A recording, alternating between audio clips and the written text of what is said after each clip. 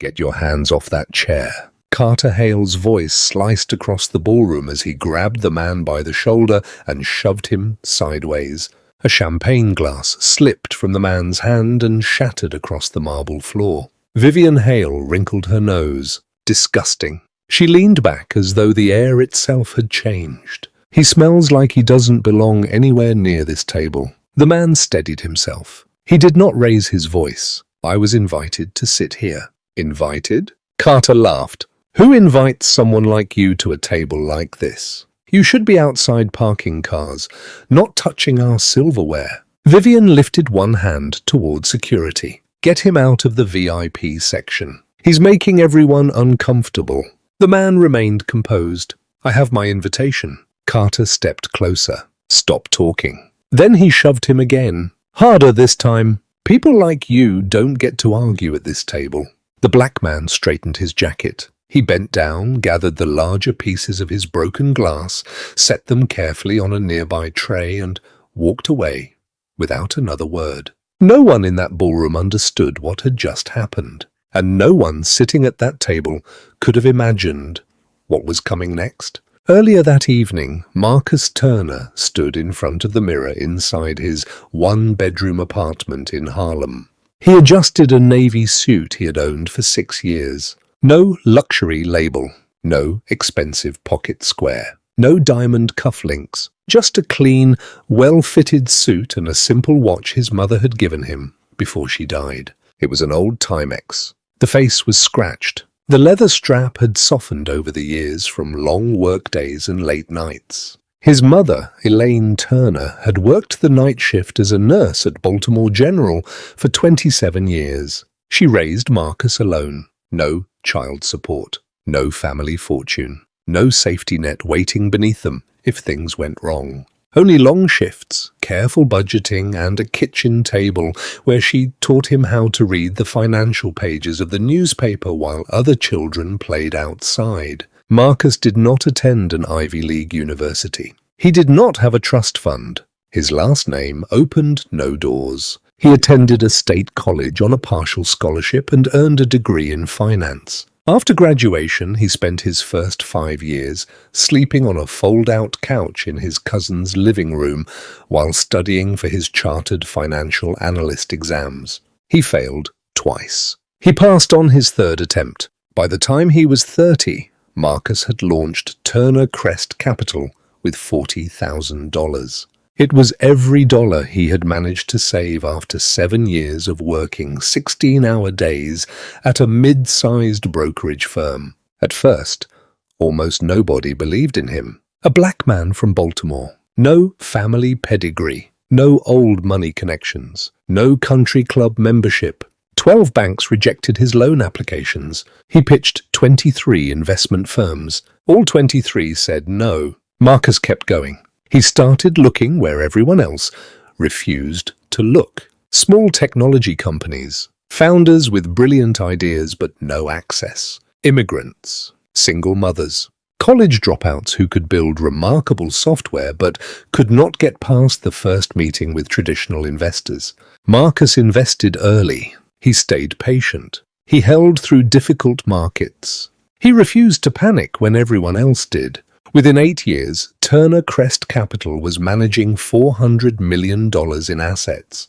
A major business magazine profiled him once. When they asked for another interview, he declined. Marcus had never built his life around being recognized. That night, he was attending the Sterling Foundation's annual charity gala at the Grand Whitmore Hotel in Manhattan. 500 guests. Black tie. The kind of room where senators shook hands with hedge fund managers while servers carried champagne beneath crystal chandeliers.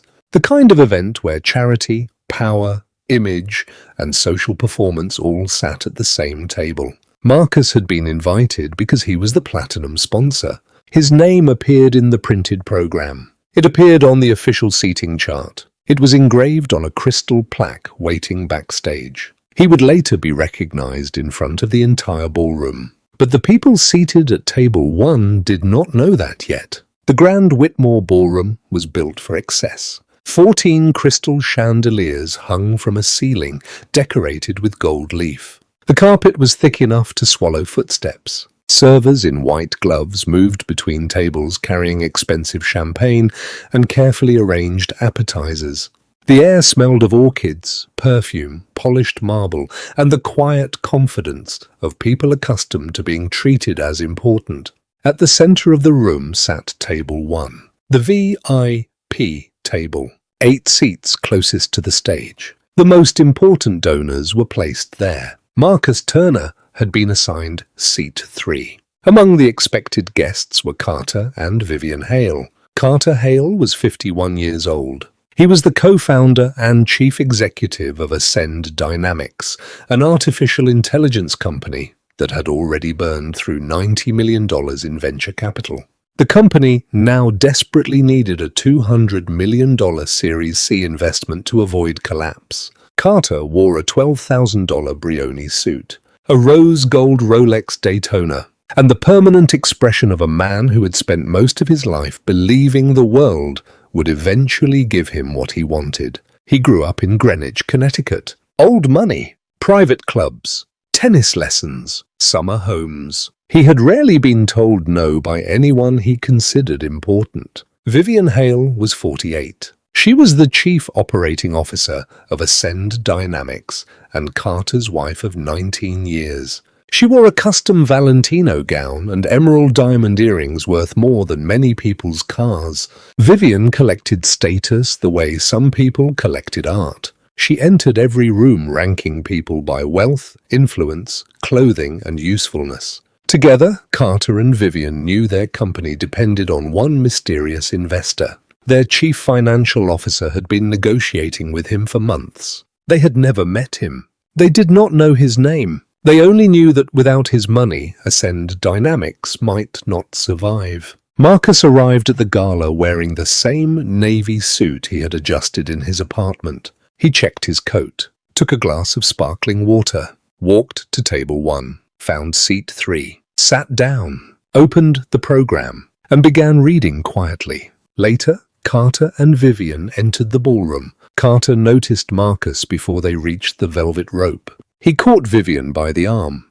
"Who is that?" Vivian narrowed her eyes beneath the chandelier light. A black man in a plain navy suit sat alone at table 1 reading the gala program. No luxury watch, no designer cufflinks, nothing visible that matched Vivian's idea of someone who belonged at the most important table in the room.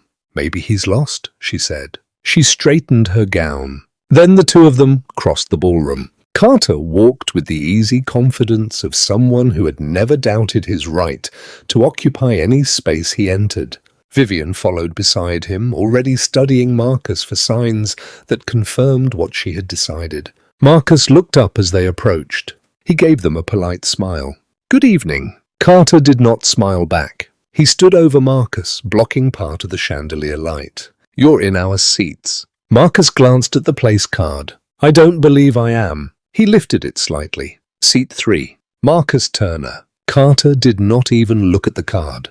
He looked at Marcus's suit, his ordinary tie, his old Timex. Then he made his judgment. "I don't know who gave you that card, but this table is for principal donors. People who actually fund this event." He leaned closer. "Not people who serve food at it." Marcus set the place card down. "I understand there may be some confusion. We can ask the event coordinator to confirm the seating." "There is no confusion," Vivian said. She pulled out the chair beside Marcus, the chair assigned to her. Then, in full view of everyone watching, she took a silk handkerchief from her clutch and slowly wiped the armrest, as though Marcus had contaminated it. "The only confusion is why security hasn't removed you already." She remained standing, arms crossed, looking at Marcus as though he were a problem that should have been handled before she arrived. Then Harold and Margaret Whitmore approached, old money donors from Connecticut, longtime friends of Carter and Vivian. Margaret noticed the tension. She looked at Marcus, then at Vivian. She chose a side instantly. "Is there a problem?" She directed the question to Vivian, not Marcus, as if he were not sitting there. "Just a seating issue," Vivian said loudly. Someone from the service staff seems to think he belongs at the donor table. Margaret pressed one hand against her chest. How did he even get through the entrance? Harold shook his head. They should check identification more carefully. This is how things get stolen. The word hung in the air. Stolen. As though Marcus's presence was already evidence of wrongdoing. As though sitting in a chair while black was itself an act of theft. Marcus stayed seated. His hands rested flat against the white tablecloth. His fingers remained still. His breathing stayed even. His jaw tightened once, then released. "I'm not part of the service staff," he said. "I was invited." "Invited?" Carter repeated the word with a laugh. He turned toward Harold. "Can you believe this? Next thing you know, the valet staff will be ordering dinner with us." Harold laughed. Margaret covered her mouth, pretending to hide amusement. A woman at the next table turned to watch. Her wine glass paused halfway to her lips. Carter pulled out his phone. He called the event director. "Gerald, this is Carter Hale, table 1. We have a situation. Come here, now." Gerald Foster arrived quickly. He was a thin man in his 50s carrying a clipboard. He had the permanent expression of someone whose entire job depended on never upsetting the wrong donor. That night, his main responsibility was making sure the wealthiest people in the room felt important. "Mr. Hale, how can I help?" "This man."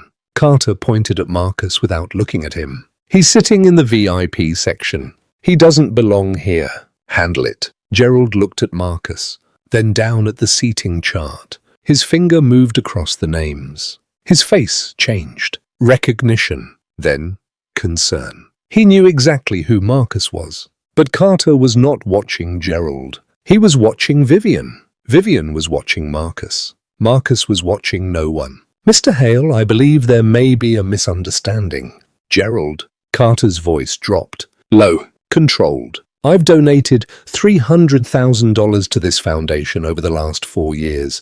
I'm not asking you to check a piece of paper. I'm telling you to solve this. Right now." Gerald swallowed. The clipboard trembled slightly in his hands. He looked at Marcus.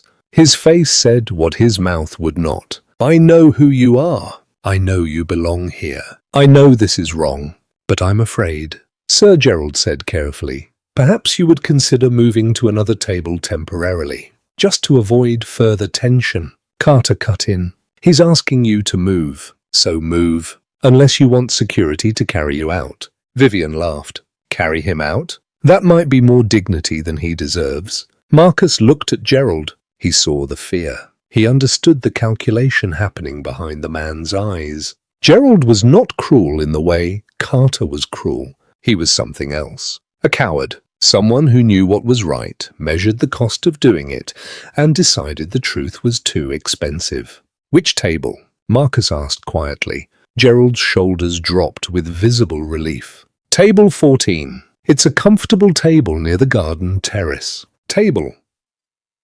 14. At the far back of the ballroom, partially hidden behind a stone column, near the area where catering staff stacked empty trays between courses. Marcus knew what that table meant. Everyone who attended enough galas knew. It was where people were placed when organizers wanted them technically present but socially invisible. Marcus stood. He folded his napkin carefully, placed it beside his untouched glass of water. His hands were steady. "Thank you for your time," he said to Gerald. Then he looked at Carter.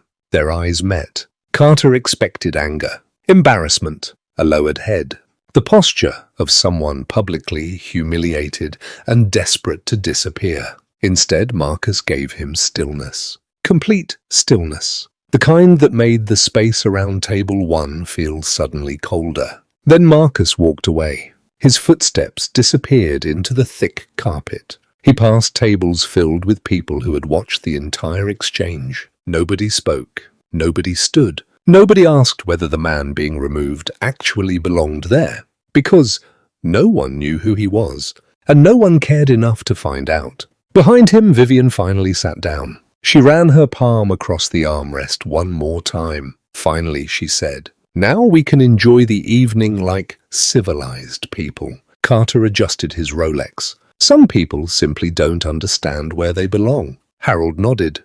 People have forgotten boundaries. At another table, a young catering worker named Lena Bennett had seen everything. Lena was 26 years old. She worked part-time at events like this while raising her daughter and paying for childcare. She had heard every word. Her hands were trembling. She picked up a fresh glass of sparkling water, placed it on a small tray, then followed Marcus toward the back of the room. "Sir?" She caught up with him near the service corridor. "I'm sorry for what happened. Can I get you anything?" Marcus looked at her. For the first time that evening, something in his face softened. Not self-pity, not anger, recognition. One invisible person recognizing another. One person quietly saying, "I saw you. Thank you. What's your name?" "Lena." "Thank you, Lena." He accepted the water, then walked toward the bar at the far end of the ballroom. He sat on a stool facing the stage and pulled out his phone. Waiting on the screen was an email from his chief legal officer. The subject line concerned Ascend Dynamics and a $200 million Series C term sheet awaiting final approval. Marcus opened the email, read it once, locked the phone, set it face down on the bar. Behind the curtain, a crystal plaque rested on a velvet stand. Marcus Turner, Platinum sponsor. At table 1, Carter was telling Harold about his yacht. Vivian was showing Margaret photographs from Monaco. None of them looked toward the bar. None of them understood what they had just done. Marcus sat quietly with his glass of water. From 40 feet away, he could hear Carter's voice carrying across the room, the kind of loud voice produced by someone who had never been taught that volume and importance were not the same thing. "You should have seen his face," Carter said, "like someone caught sneaking into first class." Harold chuckled. Where do people get the nerve? Vivian adjusted one of her emerald earrings. That's the problem with these events. They let anyone walk in now. Someone puts on a cheap suit and suddenly thinks proximity means belonging. Carter laughed. I expected him to pull out some kind of assistance card next. The people at the table laughed, not because the joke was funny, because they were confirming one another, confirming status, confirming hierarchy, confirming that someone else was beneath them. Marcus heard every word. He did not turn around. He lifted the water Lena had brought him and took one sip. His hand remained steady. His pulse did not. At table 2 sat a technology investor named Grant Saunders. Grant was the chief executive of Pinnacle Ventures and had built much of his career on reading rooms correctly. He did not know Marcus personally, but he understood arrogance. And he understood that public arrogance at a charity gala could become very expensive. He took out his phone, placed it flat on the table, camera facing table 1, screen dimmed, recording. Vivian was still talking. "You know what bothers me most?" She lowered her voice, but not nearly enough. "It's the entitlement. People see a ballroom like this and think being physically close to us means they belong with us. They put on a bargain suit and suddenly imagine they're one of us. They never will be." Harold nodded. "It's not just money. It's breeding." Carter smiled slowly. "Some people are simply meant for the back of the room. It's in their blood." The words moved through the ballroom like smoke. Easy for the people creating it to ignore. Hard for everyone else to breathe. At the bar, Marcus's jaw tightened. His knuckles whitened around the glass. For one moment, something older than anger moved through him. The accumulated memory of being judged before speaking, of being doubted before presenting the numbers, of walking into rooms where people had already decided what a black man could and could not be. Marcus set the glass down. He picked up his phone, called his chief legal officer. "James, pull the Ascend Dynamics term sheet. Do not release the final signature. Hold everything until you hear from me." There was a pause. "Marcus, that's a $200 million transaction. The board expects final confirmation soon." "What happened?" "Hold it." Marcus ended the call. The decision took only moments. $200 million frozen with a few quiet words. A decision that would reshape the future of nearly everyone sitting at table 1. None of them knew. They were too busy looking at one another, Wealth, admiring wealth. Status, congratulating status. Cruelty, convincing itself it was normal. Backstage, the master of ceremonies, Diane Mercer, reviewed her cue cards. She was a former news anchor with a voice trained for both celebrations and funerals. One card caught her attention. Platinum sponsor. Introduction. Marcus Turner. Turner Crest Capital. Table 1. Diane looked through a narrow opening in the curtain. She saw the people seated at table 1. She did not see the man from the press kit. She turned to a stagehand. "Where is the platinum sponsor?" "He's supposed to be at table 1. The stagehand hesitated. "Gerald moved someone from that table earlier." Diane's face hardened. "Moved the platinum sponsor?" She picked up her phone. Meanwhile, Vivian refreshed her lipstick using a compact mirror. "I hope the auction is better this year. Last year's art was terrible." Carter checked his phone. An urgent email from his chief financial officer, Nolan Hayes, sat unopened. The subject line warned him about the Series C investor. Carter glanced at it, then dismissed it. He assumed it could wait. He would read it after the speeches, after the photographs, after the applause, after another evening of being seen exactly where he believed he belonged. He should have opened it. Inside the message was the one fact that might have stopped everything. The investor is at the gala. Carter never read it. He was too busy enjoying himself,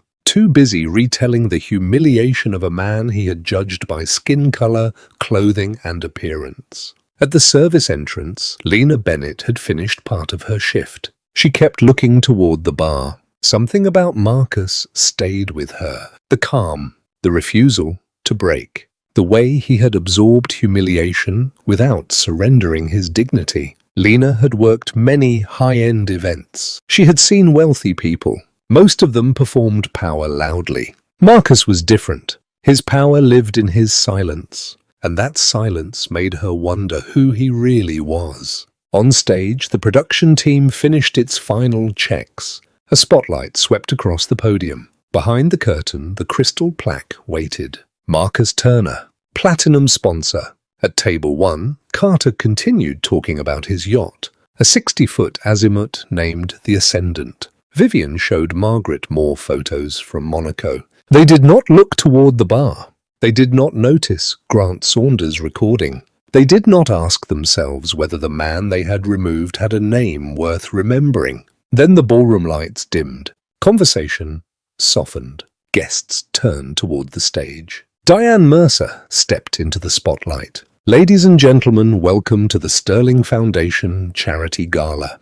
Applause rose through the room. Polite. Practiced. At table 1, Carter straightened his tie. Vivian lifted her chin into the angle she preferred for photographs. They looked composed, powerful, certain. At the bar, Marcus turned his stool toward the stage. His expression was unreadable. His breathing was slow. He knew what was about to happen. He simply chose to let it happen without helping it along. Diane looked down at her card. "Before we begin the evening's program, I want to recognize the individual whose generosity made tonight possible." Carter sat slightly straighter. He assumed the sponsor would be someone useful, someone from his world, someone he could approach later. "Our platinum sponsor," Diane continued, "a man raised in Baltimore by a single mother who worked night shifts as a nurse. A man rejected again and again by traditional financial institutions before building one of the most respected independent investment firms in the country." Carter's smile faded slightly. He did not yet understand why. A man whose firm now manages more than $400 million in assets. A man whose support tonight represents the largest individual donation in the history of this foundation. Vivian's hand tightened around Carter's arm. "Ladies and gentlemen, Marcus Turner, founder and chief executive of Turner Crest Capital." The giant screen behind Diane filled with Marcus's photograph. The face appeared several feet tall, sharp, clear, the same navy suit. The same man they had removed from table 1. Applause erupted. 500 people clapped. But at table 1, no one moved. Carter's hands froze against the tablecloth. Vivian's champagne glass tilted. A thin stream spilled over her wrist and onto the white linen. She did not notice. Harold's mouth fell open. Margaret placed both hands flat on the table. Diane looked toward the table 1. The seat was empty. Then she looked toward the bar. "Mr. Turner, would you please join us on stage?" The applause slowed. Heads turned. 500 people began searching the ballroom. Marcus placed his glass on the bar. He stood, buttoned his jacket, the same jacket Vivian had mocked, the same suit they had treated as proof that he did not belong. Marcus began walking toward the stage. People leaned back slightly as he passed. Not because he pushed through them, because something had changed. They now understood they had been close to someone they should have respected from the beginning. Marcus climbed the steps. Diane shook his hand, then handed him the microphone. Marcus stood at the podium. He looked out across the ballroom. 500 faces. Crystal chandeliers. Gold leaf. White linen. The same room. Nothing physical had changed. And yet everything had. "Thank you, Diane." His voice was calm. The same voice he had used when telling Carter that he had been assigned to table 1. "I was seated at table 1 earlier this evening." He paused. A murmur moved through the room, but I was asked to leave. More whispers. I was told I didn't belong there. I was told the table was not for people like me. Heads began turning toward table 1. Carter felt the room shifting. I was called trash. I was told I should be parking cars outside. I was pushed from my chair in front of other guests. Vivian stopped breathing for a moment. Her hand moved toward her mouth. Marcus continued. "I was also told that some people are made for the back of the room, that it's in their blood." Then Marcus looked directly at Carter, not with rage, not with satisfaction, with pity. The kind of pity reserved for someone who has damaged himself more deeply than he understands. "I want everyone here to know something. I don't believe that about anyone." The ballroom became completely silent. Not polite silence, not performance. The uncomfortable silence of hundreds of people realizing they had watched something wrong happen and had done nothing. Marcus placed the microphone gently on the podium. He did not make a dramatic gesture. He did not insult Carter. He did not demand applause. He simply stepped away. Then the clapping began. From the back of the room, Lena Bennett started first. She clapped so hard her palms hurt. Then another table joined. Then another. Soon, the entire ballroom was standing. The applause rolled through the Grand Whitmore like a verdict. At table 1, Carter stayed seated. His story about the yacht had died on his lips. His phone vibrated repeatedly in his pocket. Vivian stared at the stage. A tear moved down her cheek. But even then, part of her mind was not focused on remorse. It was calculating, trying to understand how to survive. She would soon discover there was no simple way out. The applause had barely ended when Carter stood and hurried from the table. He moved through the ballroom like a man trying to escape a fire he had started himself. His shoes slipped slightly against the marble near the corridor. He caught the edge of another table and kept going. He found Marcus outside the ballroom. Marcus stood beneath recessed lights, typing a message on his phone. "Mr. Turner." Carter's voice broke. "Please, there's been a terrible misunderstanding." Marcus finished the message, locked his phone, then looked up. "There was no misunderstanding, Mr. Hale. I didn't know who you were. If I had known, that's the problem." Marcus spoke quietly. "You did not need to know who I was. You only needed to treat me like a human being. You couldn't do that." Carter opened his mouth. Nothing useful came. For the first time in his life, the skills that usually saved him had disappeared. Charm, confidence, networking, negotiation. None of it mattered. Vivian appeared behind him. Her dress whispered against the marble floor. She had fixed her makeup. Her hands still shook. "Mr. Turner, I want to sincerely apologize." Marcus looked at her. "You called me a thing." Vivian froze. "You told security to remove this thing from the VIP section. You wiped your chair after I sat beside it. You said I was contaminating the air." Vivian's lips parted. "I didn't mean..." "You meant every word." The only thing you did not intend was to say those words to someone capable of holding you accountable. Several guests stood farther down the corridor. One was recording. Carter stepped forward. Listen, whatever it takes, we can make this right. Ascend Dynamics. We're already in discussions with your firm. We can renegotiate board seats, equity, preferred terms. Name the price. Marcus looked at Carter's extended hand. He did not take it. The Series C is over. 4 words. Nothing else. Carter stepped backward as though the floor had moved. You can't do that. That's $200 million. Without that investment, the company could collapse. Marcus looked at him. You should have thought about consequences before deciding another person's dignity was disposable. Then he turned toward the elevator. He walked away slowly. No hurry. No need to explain further. Gerald Foster appeared in the corridor. His clipboard was pressed tightly against his chest. Mr. Hale, I've been instructed by the Sterling Foundation Board to ask you and Mrs. Hale to leave the property immediately. Vivian stared at him. Leave? We have donated $300,000 to this foundation. Yes, ma'am. Gerald swallowed. And Mr. Turner donated $1,200,000 tonight. Vivian reached toward the wall. Her fingers touched cold marble. Carter's phone rang. He answered. Carter. Nolan Hayes, his chief financial officer, sounded barely controlled. Tell me you did not do what I'm seeing online. Nolan, listen. It's everywhere. Grant Saunders posted the video. It's already spreading. News outlets are calling. Carter opened social media. The clip was there. The pointing. The laughter. The comments about assistance. Harold's comment about breeding. Vivian wiping the chair. Carter saying, some people belong in the back of the room. All of it. Subtitled. Shared. Reposted. The caption explained that a technology chief executive and his wife had humiliated a black man at a charity gala. The man turned out to be the investor funding their company. The view count climbed every time Carter refreshed the screen. He looked at Vivian. Vivian looked back. For the first time in 19 years of marriage, neither of them had a plan. By the next morning, the video had been seen millions of times. It spread across every major platform. People clipped the moment Vivian wiped the armrest.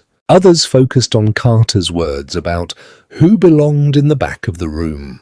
News programs replayed the footage. Business networks discussed the corporate consequences. Newspapers published opinion pieces about race, power, class, and the illusion of meritocracy. Public attention moved from the ballroom to Ascend Dynamics. At the company's headquarters in Midtown Manhattan, the damage became immediate. Nolan Hayes had spent the night on the phone. Several existing investors called before markets opened. They all delivered nearly the same message. Withdraw our names. We cannot remain associated with this. Our investors are asking questions. Our public commitments matter. The consequences spread quickly. Ascend Dynamics lost the $200 million Series C investment from Turner Crest Capital. Then it lost another $93 million in existing commitments. The company's publicly traded shares fell sharply. By the end of the trading day, hundreds of millions of dollars in market value had disappeared. The board of directors called an emergency meeting. 7 members sat around a glass conference table. Carter and Vivian were not invited. They were the subject of the meeting. The board chair, Eleanor Marsh, opened with a simple statement. This cannot be repaired by public relations. The vote was unanimous. Carter Hale was removed as chief executive. Vivian Hale was removed as chief operating officer. Both lost their board seats. The company issued a carefully written public statement condemning discrimination and announcing immediate leadership changes. Officially, the language referred to resignations. Everyone understood what had happened. Carter received the call at home. He had not slept. He had barely eaten. He kept refreshing his phone, watching the video spread. You can't do this. I built this company. Every client. Every product. Every... Carter. Eleanor interrupted him. Her voice was final. You built a company that lost enormous value because you could not treat a black man with basic decency at a dinner table. The board's decision is final. Your remaining equity arrangements are frozen pending legal review. Counsel will contact you. The call ended. Vivian tried a different strategy. She recorded an apology video from the kitchen of their townhouse. She spoke softly. Her eyes were wet. She said mistakes had been made. She said she was reflecting. She said she was committed to learning. The public response was immediate. People noticed that she spoke about mistakes without describing what she had actually done. They noticed the passive language. They compared her tears with the earlier footage of her wiping the chair. The apology became another symbol of the scandal. Gerald Foster lost his position as conservateur at the Sterling Foundation. For 11 years, he had managed donors, galas, seating plans, and wealthy personalities. He had always believed professionalism meant keeping important donors happy. That obedience was exactly what destroyed his career. The legal consequences followed. Marcus's attorneys filed a formal complaint with the New York City Commission on Human Rights. The complaint described public humiliation, discriminatory conduct, and forced removal from a ticketed event because of race. Carter Hale, Vivian Hale, the Sterling Foundation. All were named. A civil rights attorney named Rochelle Calloway spoke publicly about the case. She had spent 2 decades handling discrimination matters. What happened to Marcus Turner is not unusual because prejudice is rare. It matters because the pattern is common. Assumption, bias, humiliation. Social rules used as a cover for exclusion. The difference here is that the man targeted had the money and influence to fight back. Most people do not. That is why this case matters. The Sterling Foundation settled quickly. The exact terms remained private, but the agreement included a major contribution to a civil rights education fund selected by Marcus, a public apology from the Foundation's board, and mandatory anti-discrimination training for staff and volunteers. Carter and Vivian refused to settle immediately. Their attorneys encouraged them to. They still believed their wealth, connections, and reputation might give them control over the story. They were wrong.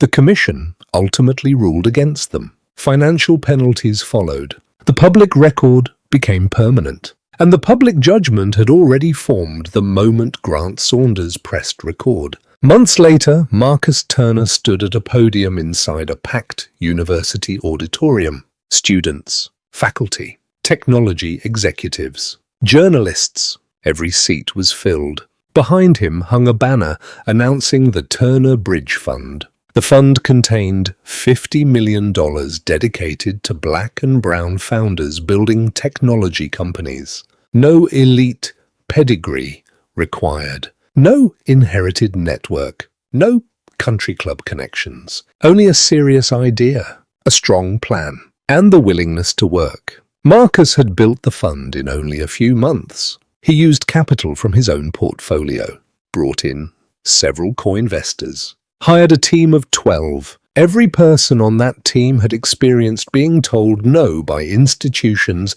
that were comfortable saying yes to people who looked more familiar.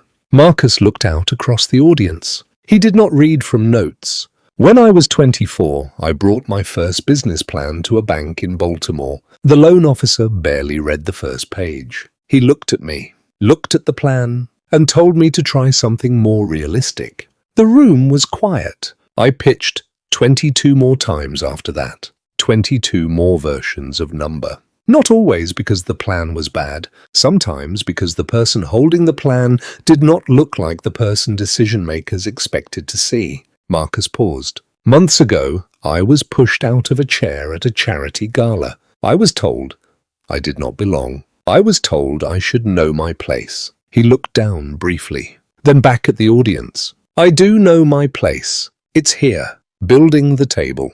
Nobody built for me. The applause filled the auditorium. Not polite applause, not the controlled applause of a gala. It came from the chest. In the third row sat a young woman named Maya Bennett. She was 20 years old. Her mother, Lena, sat beside her. Lena wore a dress she had purchased herself. Her hands trembled as she tried not to cry. Maya had received a full scholarship to study computer science. The scholarship came from the Turner Bridge Fund.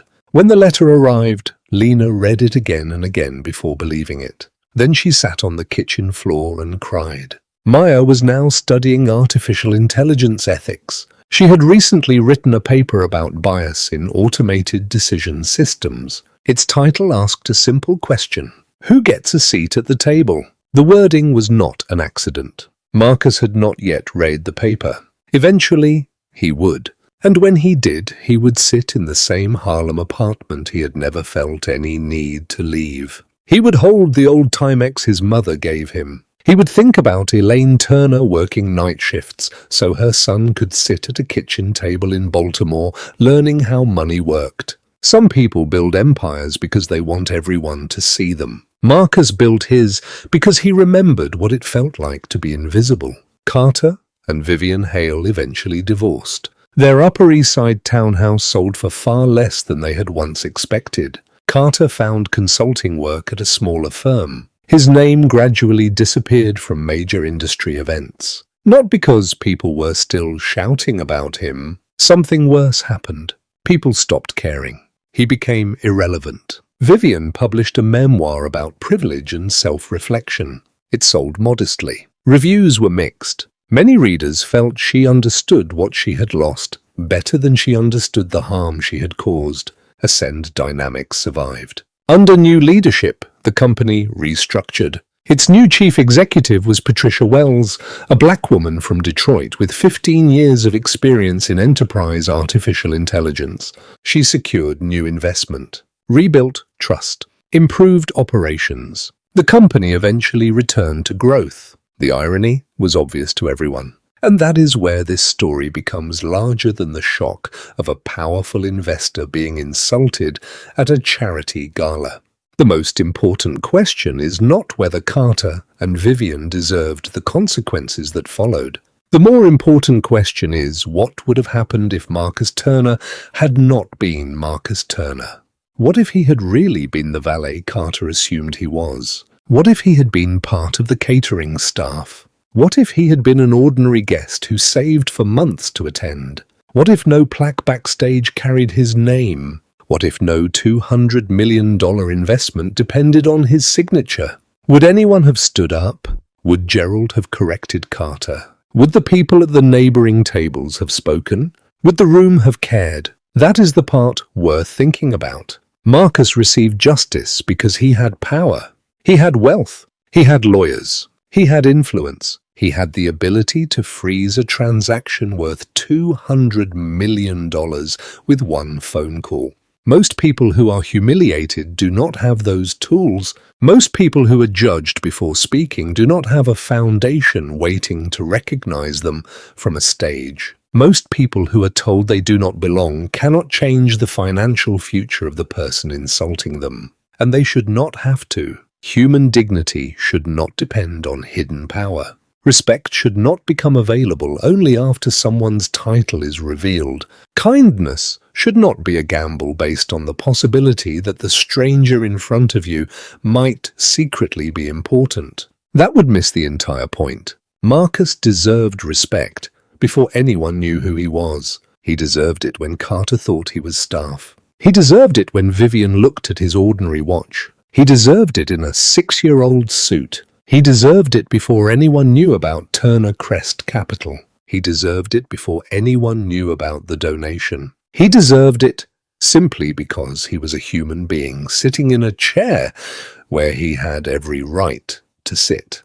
There is also a lesson in Gerald Foster. He knew. He saw the seating chart. He recognized Marcus. He understood the mistake. He also understood that Carter was a wealthy donor. So he made a calculation. He chose the easier path. He moved the person being mistreated instead of confronting the person causing the harm. Gerald probably told himself he was preventing a scene, protecting the event, keeping the peace. But peace built by forcing the wrong person to leave is not peace. It is surrender. Silence can look professional. Cowardice can sound polite. And sometimes the person who says, "Let's just avoid conflict," is really asking the injured person to carry the cost so everyone else can remain comfortable. Lena Bennett made a different choice. She did not control the seating chart. She had no executive title. She could not fire anyone. She was a part-time catering worker trying to pay for her daughter's childcare.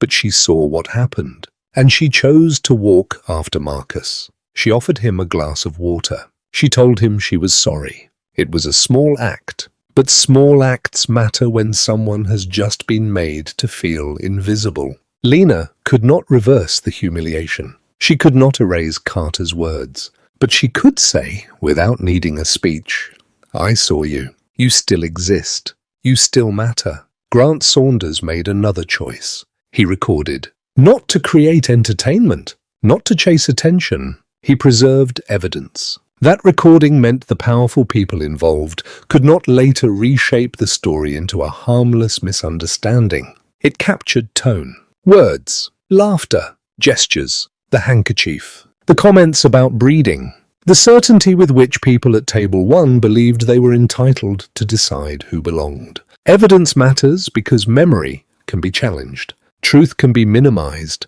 A witness can be dismissed. But sometimes a recording forces people to look at what they would rather explain away. Marcus's response also matters. He had enough power to destroy people publicly. He could have walked back into the ballroom and announced who he was. He could have humiliated Carter and Vivian immediately. He did not. He allowed the truth to reveal itself. He froze the investment. He spoke honestly from the stage. Then he used what happened to build something larger than revenge. The Turner Bridge Fund, scholarships, investment access, a new table for people who had repeatedly been told there was no seat for them. That does not mean accountability was unnecessary. Consequences mattered. Carter lost leadership because his choices damaged people and damaged his company. Vivian faced consequences because cruelty does not become harmless when wrapped in expensive clothing. Gerald lost his position because knowing what is right and refusing to act can still cause real harm. The foundation had to change because institutions are responsible for the environments they create. But the most meaningful part of justice was not watching people fall. It was watching opportunities rise for someone else. Maya Bennett studying artificial intelligence ethics. Founders receiving investment that traditional systems denied them. People entering rooms where they had once been invisible. That is how pain becomes something more useful than bitterness. Not by pretending it did not happen. Not by excusing it. Not by forgetting. By learning deeply enough to build differently. Forgiveness does not mean removing consequences. Responsibility does not require hatred. Justice does not have to become revenge. People should answer for what they choose. But when possible, the best answer to exclusion is not simply removing one person from a table. It is building a bigger table.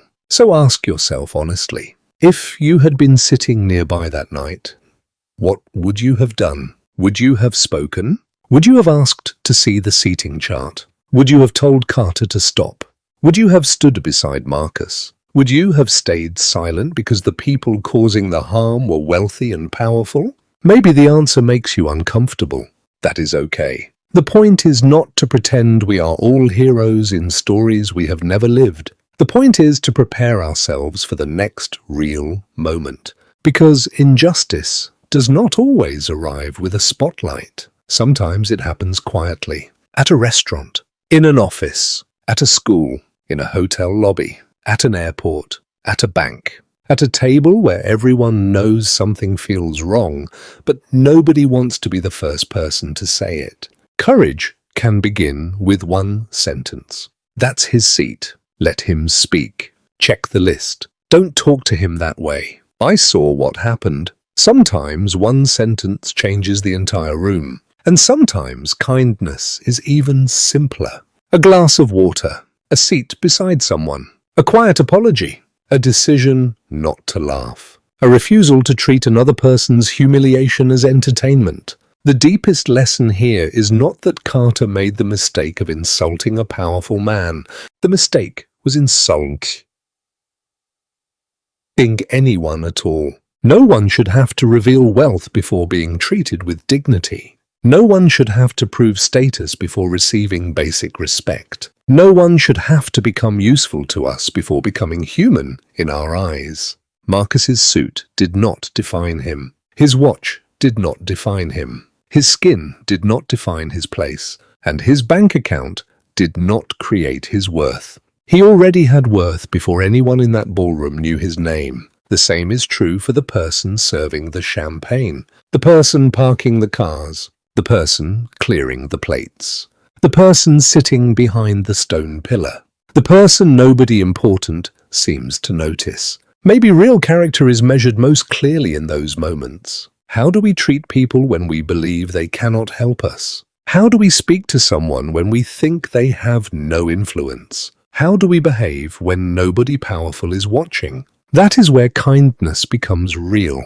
That is where prejudice reveals itself. That is where courage matters. Marcus Turner knew his place, not because someone at table 1 granted it to him, not because a plaque carried his name, not because 500 people applauded. He knew his place because nobody else had the right to define it for him. And instead of spending the rest of his life begging for a seat at someone else's table, he built one where more people could sit. That may be the strongest lesson of all. When the door closes, build another door. When the table excludes people, build a better table. When power tries to make someone invisible, choose to see them. And when you are given authority, wealth, influence, or even a small amount of control over someone else's experience, remember that power is not a license to decide who matters. It is a responsibility to make sure people are treated fairly. This story may be fictional, but the feeling at its center is real for many people. Being judged before speaking. Being underestimated before being known. Being told, directly or indirectly, that a room was not built for you. That experience leaves marks, sometimes visible, sometimes not. So be careful what you assume. Be careful what you laugh at. Be careful when silence feels easier than speaking. And remember that the person standing in front of you may be carrying a story, a struggle, a talent, or a future you cannot see. Treat people like people before you know anything else, not because they might secretly be wealthy, not because they might control your company, not because they might become famous, because dignity should never require an introduction. And if you ever find yourself watching someone being pushed toward the back of the room, ask yourself one simple question. What can I do right now so they do not have to stand there alone? Sometimes that question is where justice begins.